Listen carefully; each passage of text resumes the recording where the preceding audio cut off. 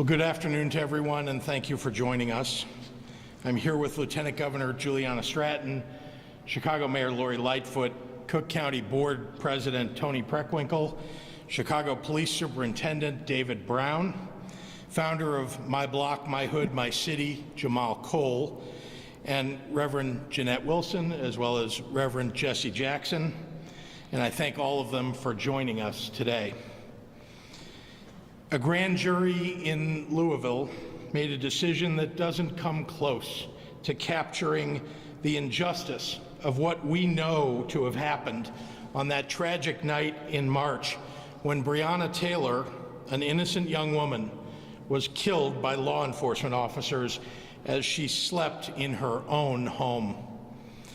The grand jury's lesser charge of a single officer does not address the loss of her life, not nearly.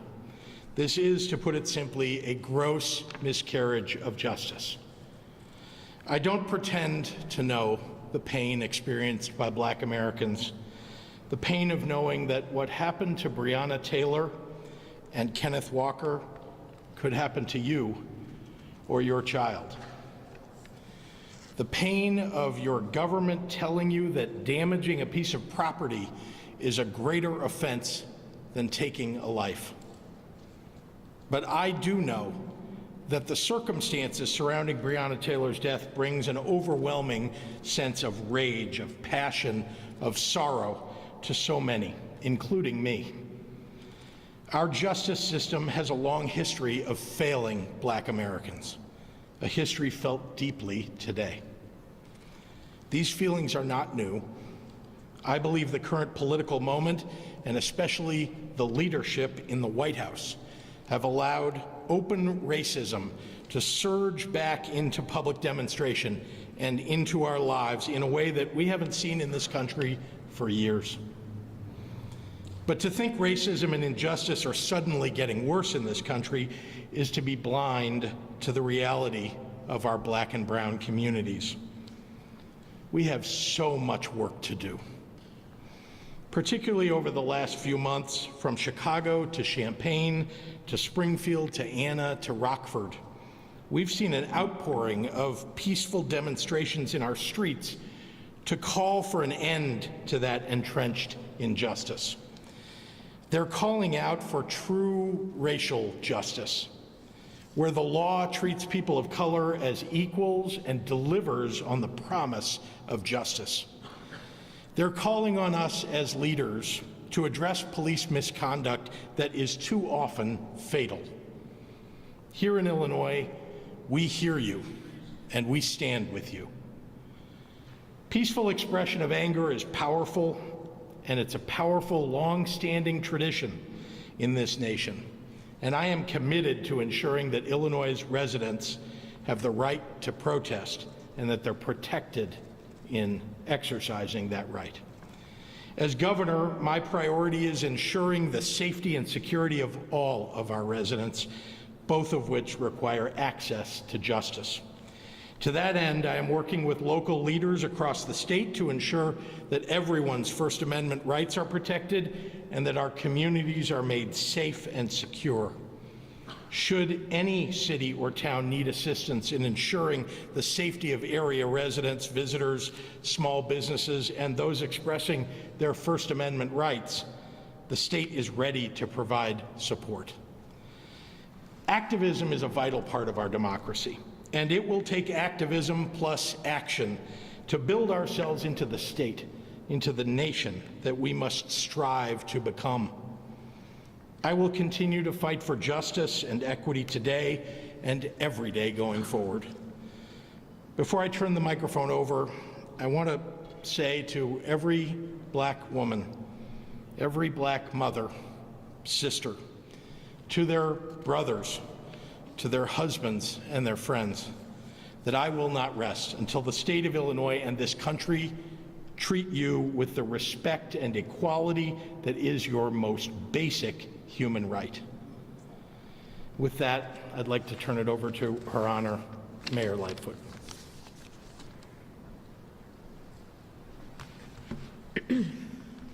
Thank you, Governor, and Good afternoon, everyone, and thank you for being here. Let me also recognize, in addition to the Governor, Lieutenant Governor Stratton, Cook County Board President Tony Preckwinkle, Superintendent of Chicago Police David Brown, Reverend Jesse Jackson, Senior Jamal Cole, and Reverend Jeanette Olson. Today we learned that a Kentucky state grand jury found that the officer responsible for killing Breonna Taylor, they found his actions were justified, and therefore that officer will not be subject to criminal charges. As we process this news, let's not forget Tamika Palmer, Breonna's mother. Nothing will repair the hole in her heart for the loss of her precious child. Too many mothers in Chicago know all too well the same pain. And we extend our condolences to Ms. Palmer and her entire family on this tragic loss.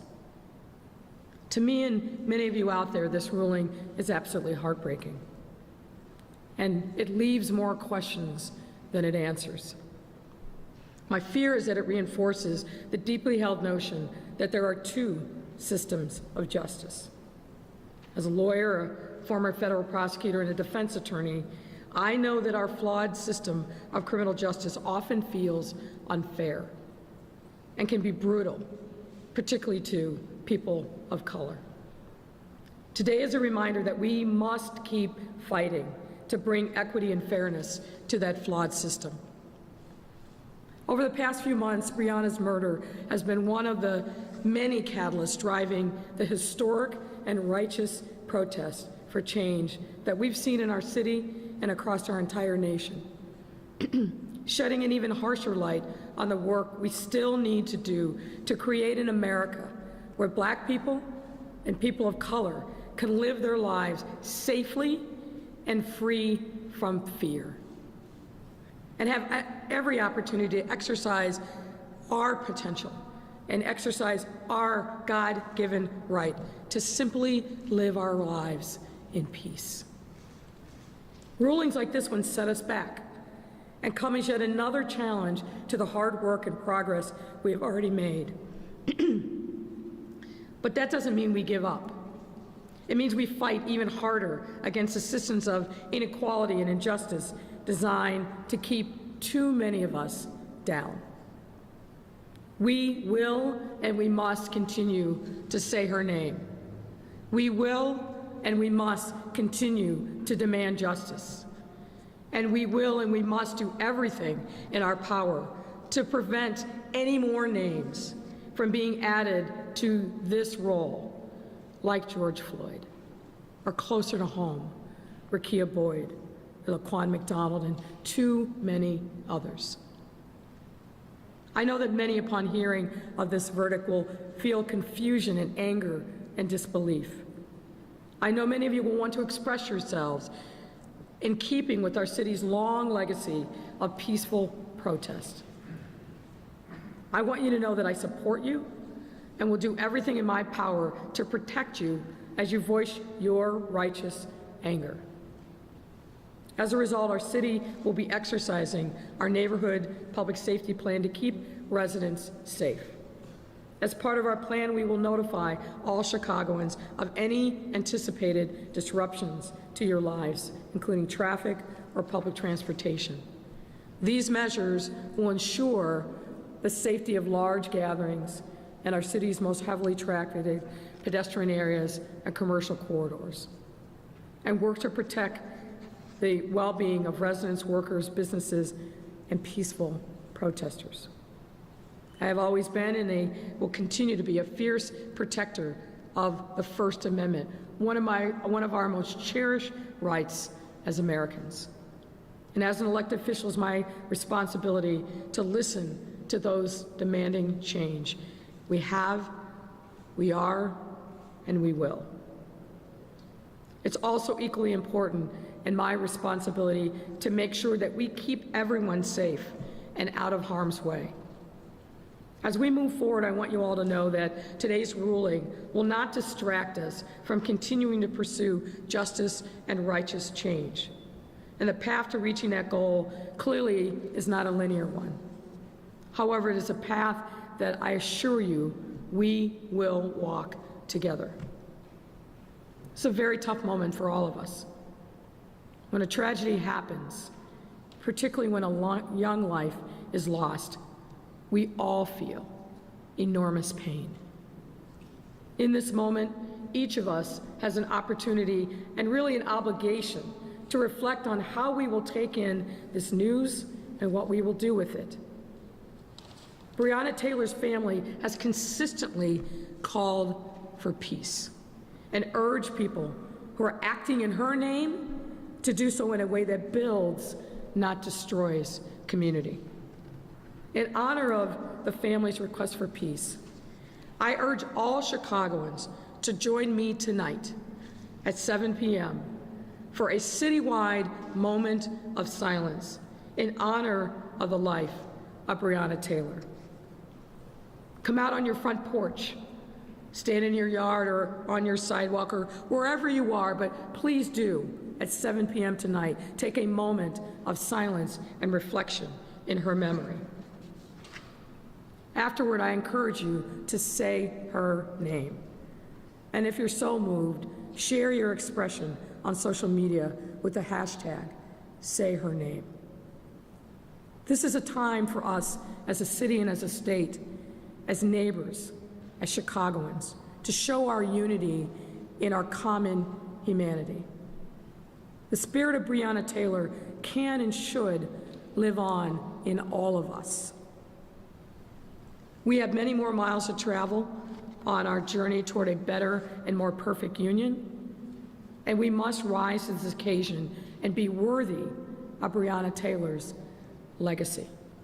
Thank you, and now I welcome President Tony Preckwinkle of the Cook County Board to the podium.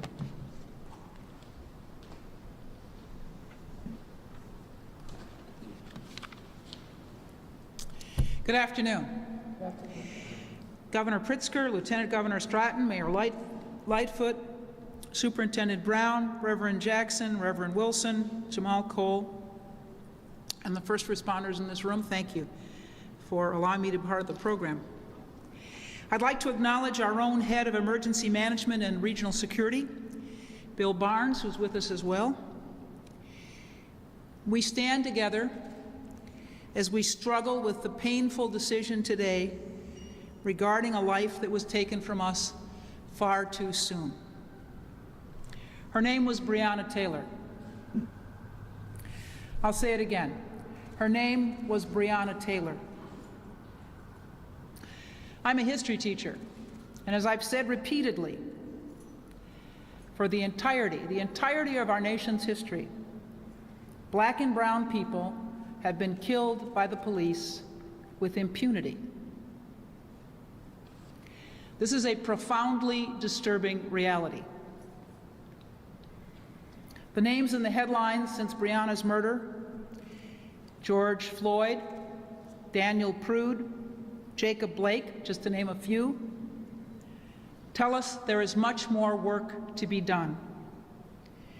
And while many of us, myself included, are profoundly disappointed, discouraged, confused, and angered by the decision today, we must keep focused on the task at hand, working peacefully for change. Now is not the time for violence. Our neighbors across the county and the city of Chicago should not bear the brunt of this decision. Our focus should remain on the systems that allowed this to happen in the first place. Today's decision is the result of a deeply flawed criminal justice system.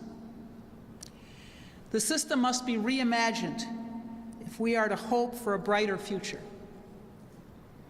It's the only way we can begin to collectively heal from this and other tragedies involving the killing of our Black and brown people. So as we continue to process this decision, I ask everyone to stay focused. Protest if you are moved to do so. Peaceful protest is powerful. Peaceful protest is powerful. However, we cannot meet the violence of the police with violence of our own. It gives ammunition to those who do not share our concern for racial justice. Your voice, your words, your vote represent the path forward for change. And now I'd like to introduce Lieutenant Governor Juliana Stratton. Please welcome her.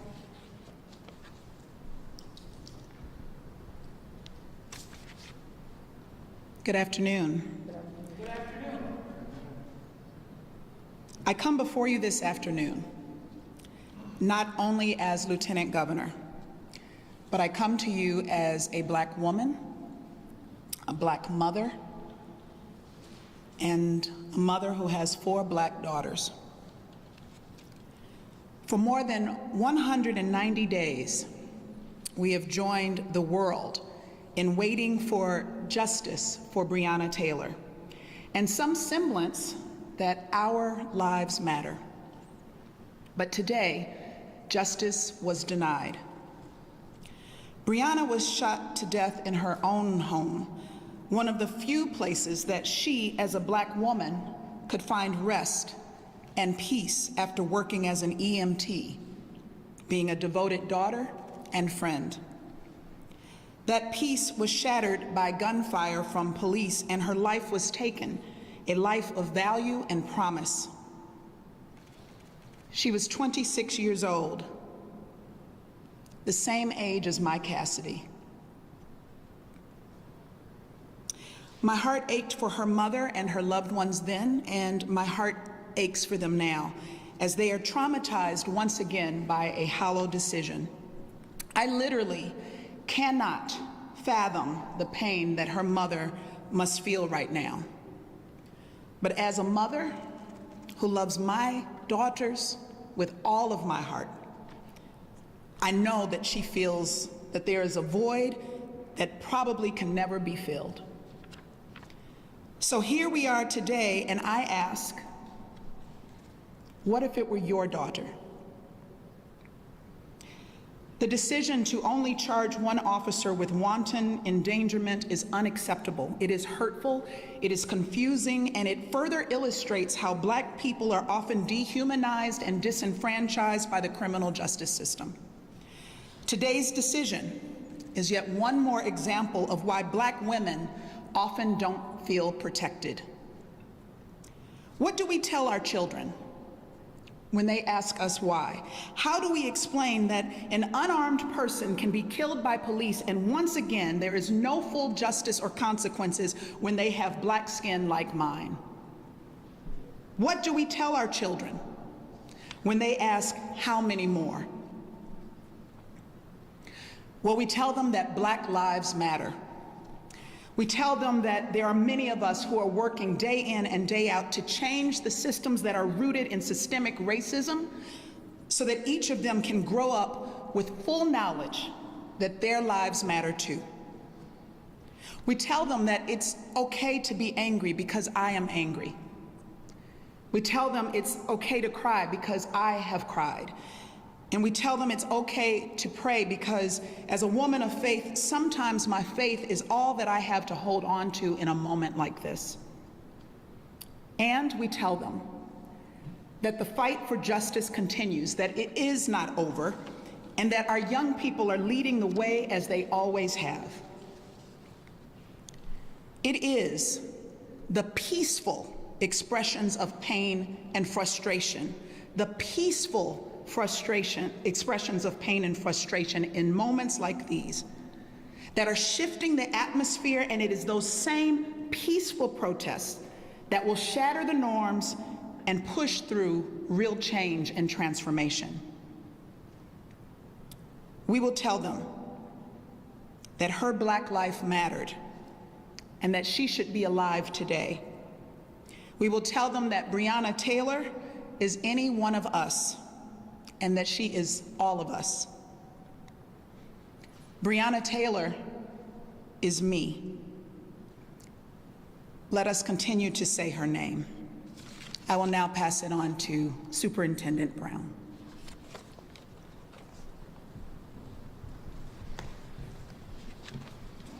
Good afternoon.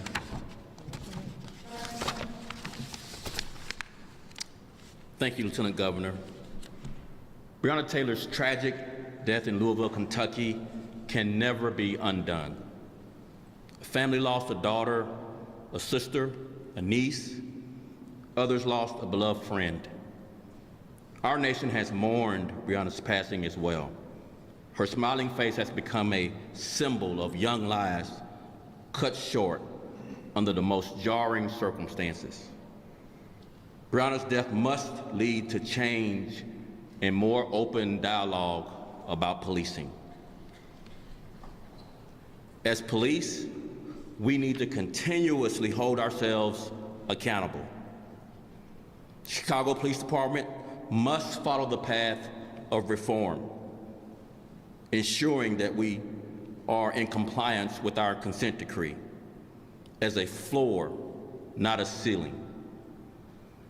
For those that want to speak out after today's ruling, Chicago Police Department officers will continue to protect your First Amendment right to protest. That's why we continuously look at our training and our policies to make sure they fit with the demands of our modern policing environment. I wish that night had turned out differently. I wish Breonna was still here smiling and pursuing her dreams. As a part of her legacy, we must honor her through continued improvement. We must listen to one another. This is our only path forward. I would like now to introduce Reverend Jesse Jackson. Reverend.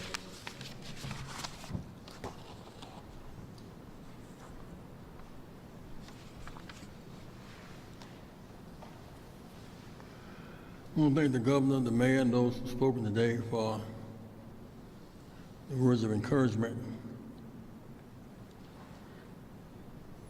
Breonna Taylor's name is not even in the indictment. Her name is not even in the indictment. We in Chicago know the term paying the power. First time was killed, led by the state's attorney. They removed him out of office. Moved them out of office. Juan McDonald shot 16 times to cover up. Got mad, there's a new mayor, new state's attorney, returned paying the power. A pattern here. It's George Floyd, it's Ahmaud Arbery, Daniel Prude, Jacob Blake, Rashad Brooks. Yesterday is just denied. All three police will be charged with cold-blooded murder. They conspired to kill her and killed her. They even charged of murder, wanton destruction, some shooting in the air. No knock warrants are dangerous. And violent response in Chicago would be a mistake. It would be a commercial for Trump. We can't do that. And Dr. King was killed in '68. We got upset. We're in the following communities. Nixon turned into a commercial and used it for his campaign. We must be smart enough not to turn our anguish and anger into self-destruction. Give Trump a commercial. Turn pain to power. I urge you to demonstrate in your own way. There's power in massive nonviolent direct action. October the 1st, there'll be a massive day of voting in Illinois. The mail goes out the 24th of this month. We have a massive demonstration downtown October 1st of voting that day. We drop a mail in the box, stand in line. And Mandela can stand in line 27 years. Dr. King had died, but we can stand in line on October 1st. Let's make a statement that day. I want to thank you, Mr. Governor, for your challenging words, frankly, as a mayor, as governor. You, Madam Mayor, and whatever we can do to help in the process. We cannot stop marching till the violence stops. Thank you very much.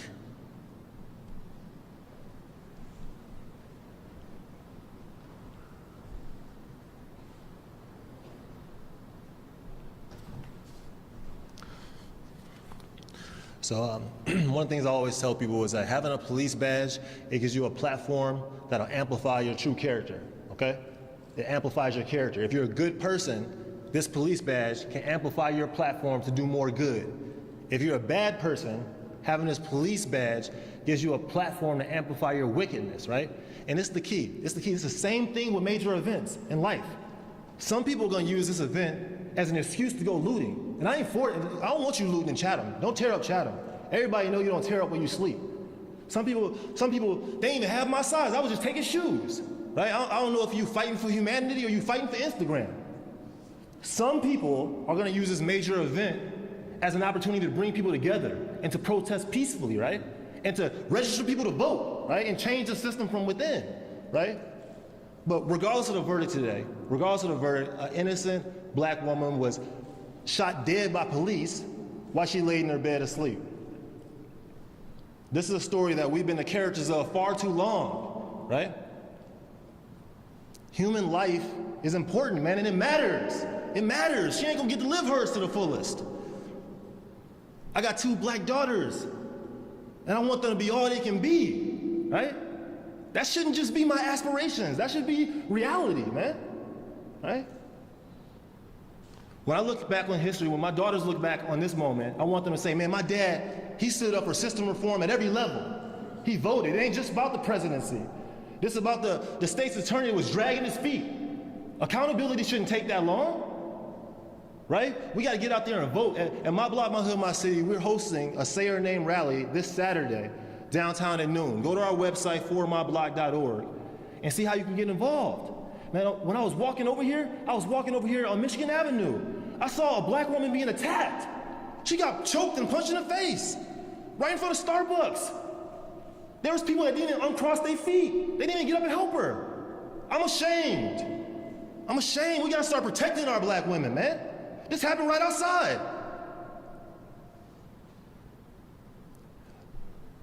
I always ask myself 15 words, man, what's something simple you can do that'll have a positive impact on your block? What's something simple you can do that'll have a positive impact on your block? If you start with something simple on your block, that's how you develop muscle it takes to take on bigger challenges, man. Thank you, guys.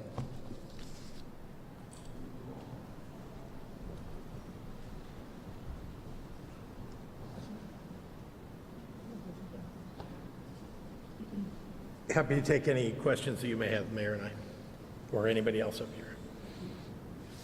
Good afternoon. I'm Michelle Gallardo, the pool reporter for ABC7.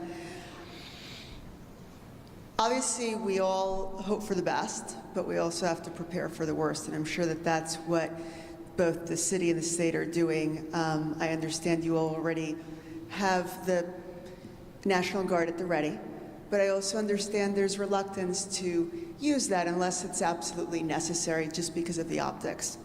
What I would like to ask is, what are the city and the state doing to prepare should any protests that come from this turn violent?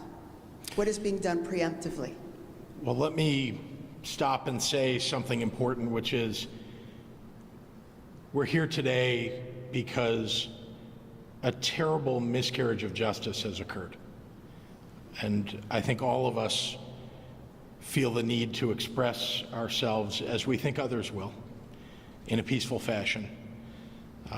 And our hope is that people will listen to Jamal, that people will listen to Juliana, that people will listen to what we've said here today, and that people will protest peacefully, because Breonna deserves to have her name said. She deserves to be remembered. Now, as to preparing for something that may or may not occur, it's important to the mayor and to me to make sure that everybody in our state and in the city of Chicago is kept safe. We have seen that there are people who have wanted to take advantage of these moments, not the peaceful protesters.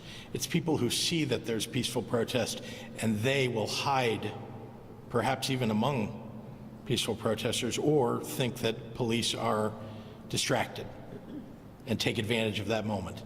And so I think in every circumstance we want to be prepared. That's why we have National Guard who are simply prepared if needed. There's the reluctance here is not a reluctance to provide safety for people.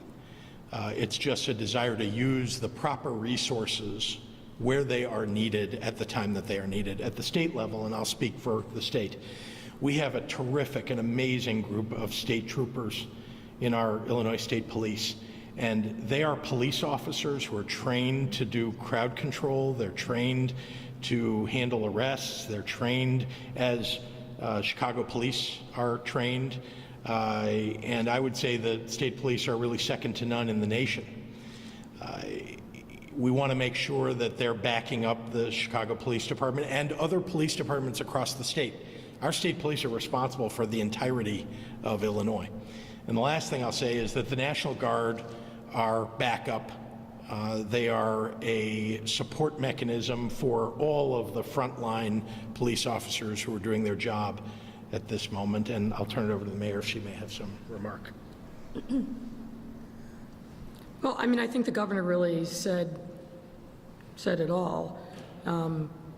Every speaker who's spoken today has talked about peaceful protest. And that's certainly what we hope, and that's certainly what we expect. We've all been through a lot this summer in our city, and sometimes that has resulted in people expressing themselves, massive and righteous outcry, and taking to the streets. And we certainly understand that. This is a hard day for us. This is a difficult decision to understand. As I said in my prepared remarks, what the Kentucky Attorney General didn't say raises a significant number of questions. He repeatedly said, I don't want to get into the evidence in front of the grand jury, but he seemed to reveal those elements that justified the decision that was made, but didn't talk about the other evidence that may have been presented to the grand jury. But nonetheless, we have been following the events in Louisville very closely. I've spent a lot of time in the last few days talking to the mayor of Louisville, who's a friend, obviously praying for peace in his city, offering any supports that I can give to him, both personally and from the city of Chicago. We are prepared.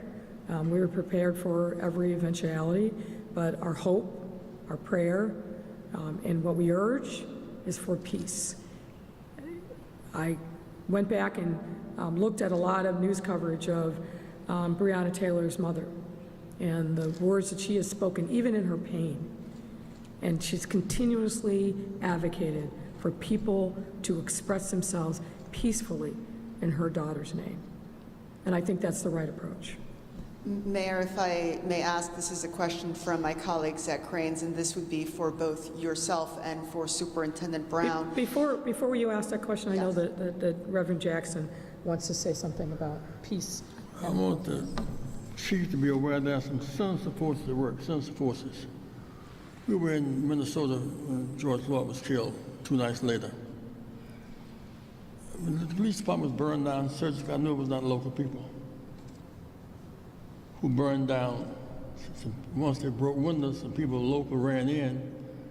The sinister forces at work. These same forces were in Louisville.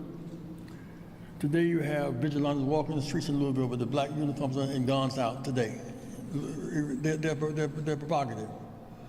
They were in Chicago. Now the Columbus demonstration, tear down the statue. Walked up front, got behind the umbrellas and started throwing loaded bricks and balls of ice.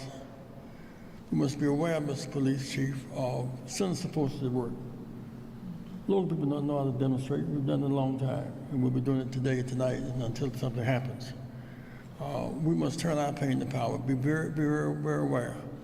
Whether it was in New York was in Milwaukee, in the case of Aubrey.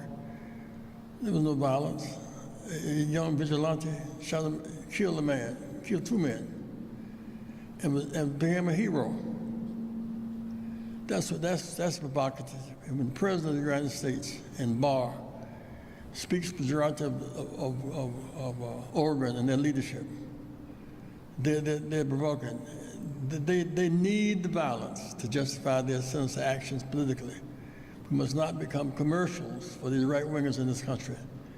On TV right now, you have vigilantes walking the street of Louisville with their guns out. They have the right to bear arms in Kentucky. And so we should be very aware, not so much of local people, the police, but sinister forces at work. So as I was about to ask, this is a question from my colleagues at Cranes, and it is for both you, Mayor, and for the Superintendent. Just circling back to the question of what the city's response will be if the peaceful protests that are expected should turn violent. And the question is, how will the response be different than it was during the George Floyd protests? What is the standard that must be met for a curfew, raising the bridges, bypassing certain areas on the CTA, all the things that we've seen before? You know, obviously, we have experienced a lot this summer. And we've experienced instances where peaceful protest has turned violent. I think Reverend Jackson just spoke to this. There are people who, and really Jamal Cole also spoke to this. We have a choice to make in this city, and that is how we will respond to this news, how we will honor the legacy of Breonna Taylor. And my hope is that every one of us, regardless of what we feel about this verdict, and we all have personal opinions about it, it's hard to reconcile, and it was deeply dissatisfying, which is probably a supreme understatement. But no matter where we are in processing today's news, we need to do so peacefully. Peacefully. Reverend Jackson said it right. We don't need to be a commercial for people who want to mischaracterize who we are as a city and as a people. We are a great, diverse city. We feel things passionately. We have a long history of being active and activists. That is all in keeping with our First Amendment rights. And I know the superintendent feels this way because we talk about it on a regular basis. We're going to do everything we can to protect and support peaceful expression of First Amendment rights. But as we've seen, if people step over the line, we'll be ready, and we are ready, to address that with the appropriate level of response. I don't want to speculate about what may or may not happen, what will happen with public transit. We're not there, but if we need to be there, we will be there. We've been thinking about this moment for quite some time, not knowing, of course, what the grand jury's decision would be, but we are prepared in the city of Chicago, and I want to commend the governor and his team.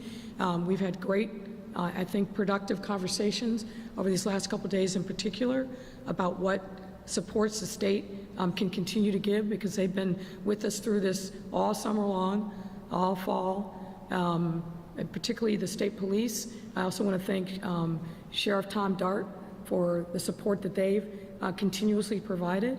So if there is a need for us to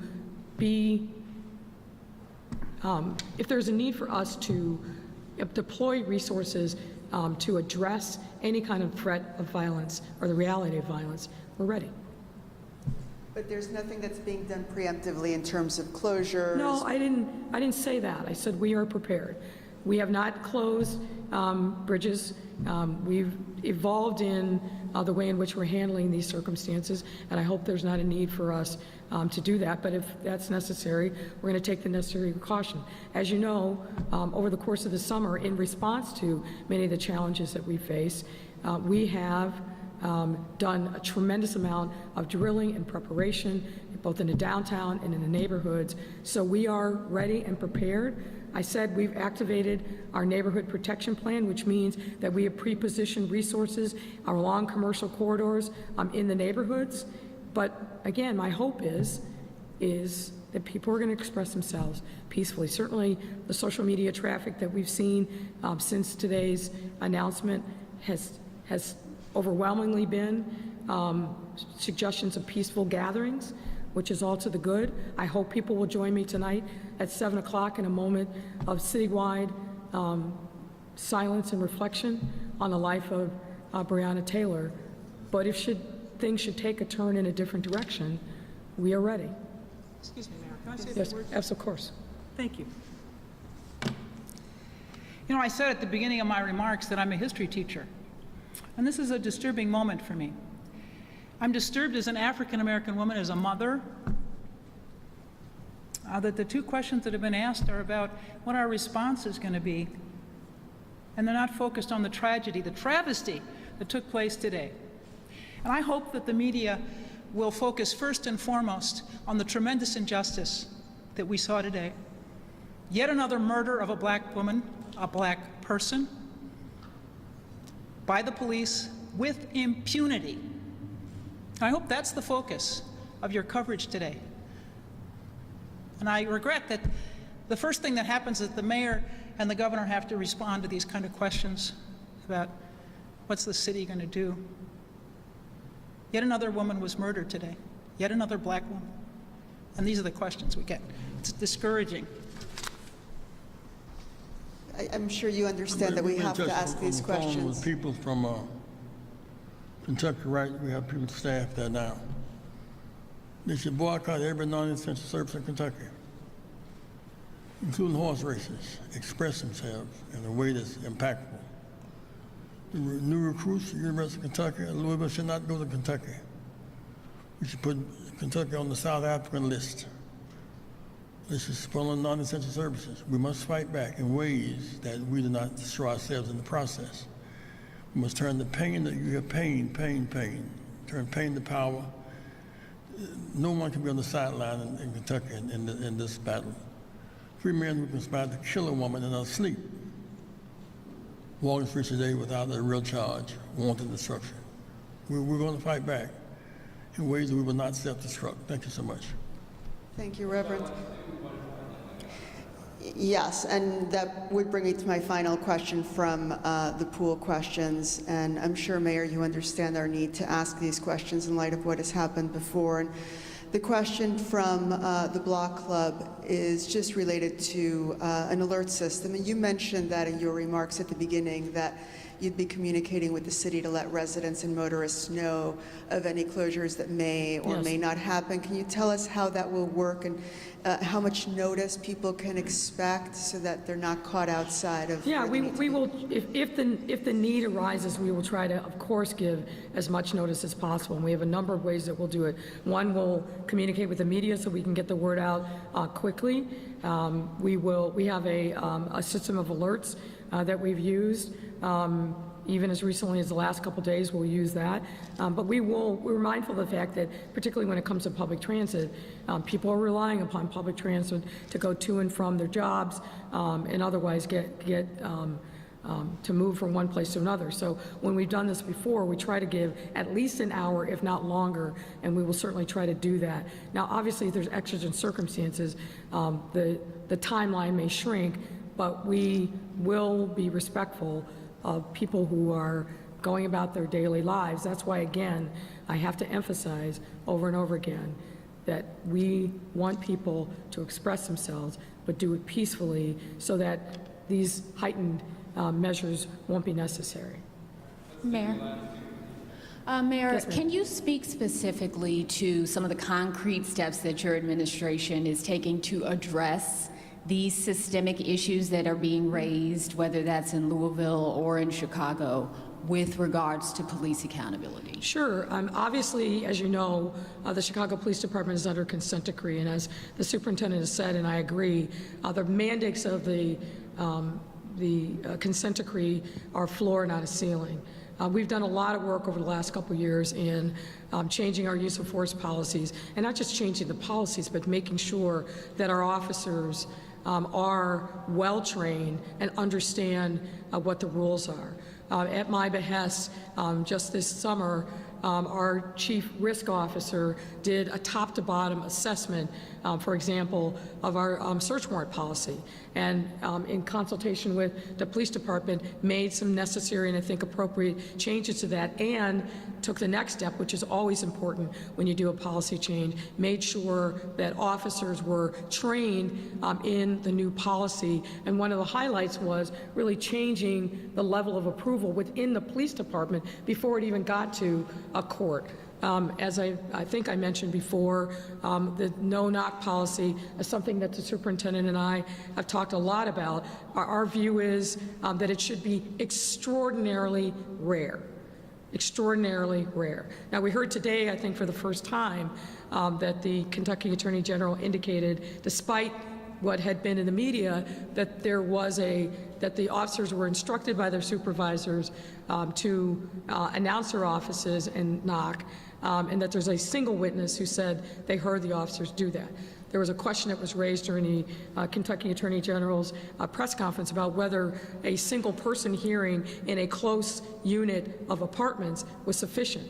That's an issue that they're going to have to reckon with. But as for us, we think, again, in the normal course, no-knock search warrant should be extraordinarily rare, and there's got to be a documented evidence of exigent circumstances before that a search warrant is even approved internally before it even gets to a court. I think there's a lot more that we need to learn about what happened in Kentucky around those circumstances, and it was referred to obliquely, but clearly the FBI, the U.S. Attorney and the FBI are continuing their investigation of the circumstances there, and I hope that that leads to more questions being answered, because there are a lot that are unanswered, and unsatisfyingly so today.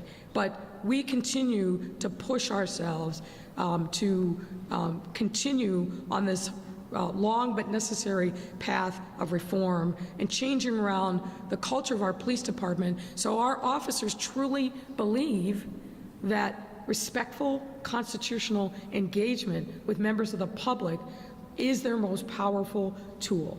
We talk a lot about what are the tools that we can use to demonstrate equity and inclusion and justice.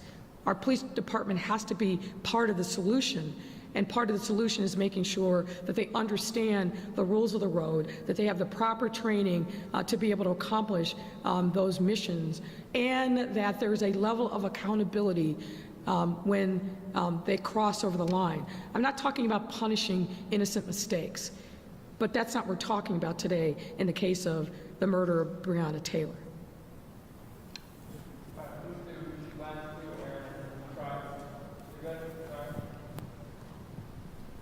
Okay, this question is for the mayor, the superintendent, and I guess anyone else who feels they have an answer to it. There are people who will say that the words today ring hollow because CPD and the city of Chicago miscarried justice in the cases of Laquan McDonald, Rekia Boyd, and others. Do you acknowledge those situations as equally severe miscarriages of justice? I'm going to have to apologize. I'm really having a difficult time hearing you. Okay. I wonder if you can just speak a little bit louder. Okay, there are people who say the words that you said today ring hollow because CPD and the city of Chicago have miscarried justice in the cases of Laquan McDonald, Rekia Boyd, and others. Do you acknowledge those situations as equally severe miscarriages of justice, and how, in the face of those cases, do you expect Black Chicagoans to continue to trust the police to protect the rights that you say were ignored by today's decision? Look, the Rekia Boyd, Laquan McDonald, and too many other names are ones that I think are painful legacies of where we have failed. But I will say, I have to push back a little bit on the premise of your question. Rekia Boyd, that was a circumstance where, in a rare instance, a police officer was charged. Now, the judge's decision in that case, I think we can all agree, was outrageous.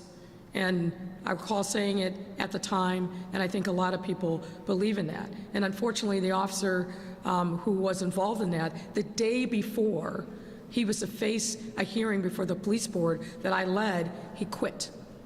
And so we were robbed of jurisdiction in the possibility of being able to take further disciplinary action against him.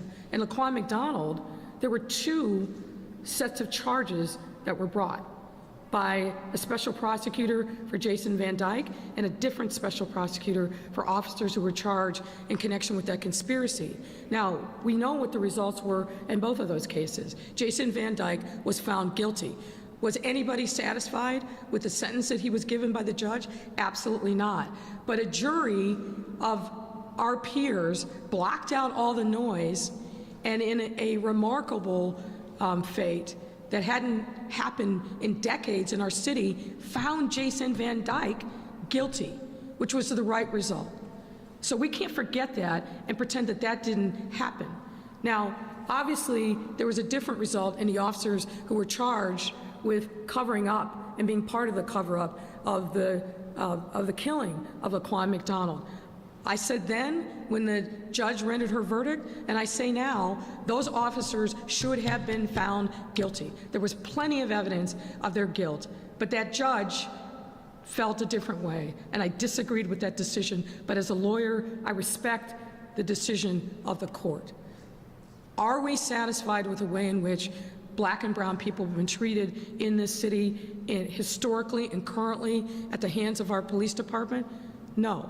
That is why every single day we work hard to make sure that we build real, authentic relationships with the police. That's why this superintendent has insisted upon, and rightfully so, that every time officers go out into the public, it's an opportunity to build those kind of authentic relationships. The different units that he has stood up over the course of the summer to keep people safe in the face of probably one of the most trying set of circumstances that this city has seen in decades, that every single one of those officers has to perform acts of community service. Why?